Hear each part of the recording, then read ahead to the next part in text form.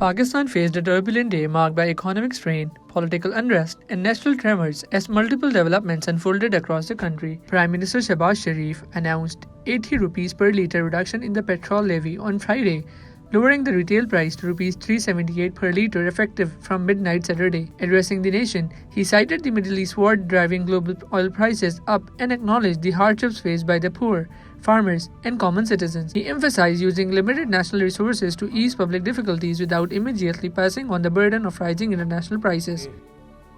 458 रुपए तक बढ़ गई। इस कीमत को कम करने के लिए मैं आज पेट्रोल की लेवी में फिलफौर 80 रुपए फी लीटर कमी का ऐलान कर रहा हूं और इस तरह आज रात 12 बजे पेट्रोल की कीमत जो कि 458 रुपए फी लीटर है उसे कम करके 378 रुपए फी लीटर आज रात 12 बजे पेट्रोल पंप पर आपको पेट्रोल मुहैया होगा और ये कमी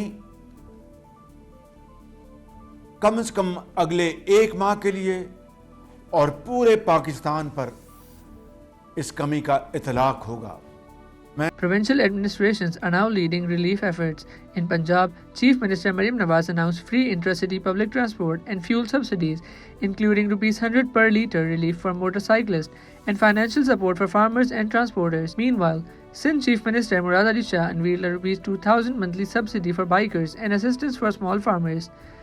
Similar measures are underway in Khyber Pakhtunkhwa, while Balochistan faces challenges due to limited data infrastructure. The subsidy system will rely on digital tools including a mobile app linked to CNICs and vehicle registration, with oversight by the Oil and Gas Regulatory Authority. Petrol stations will be equipped with dedicated devices to manage quota-based fuel distribution. Politically, the price hike sparked uproar in the National Assembly of Pakistan, where opposition members staged protests, halting proceedings. Leaders from PTI and Jamaat Islami condemned the move with calls for nationwide protests.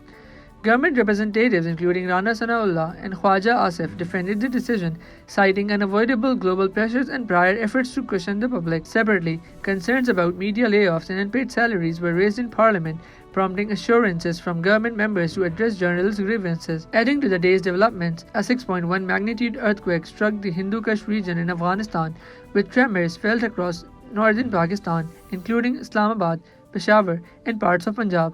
Authorities reported no casualties or major damage. Together, these events highlight the mounting economic pressures, political tensions, and environmental vulnerabilities currently shaping Pakistan's landscape.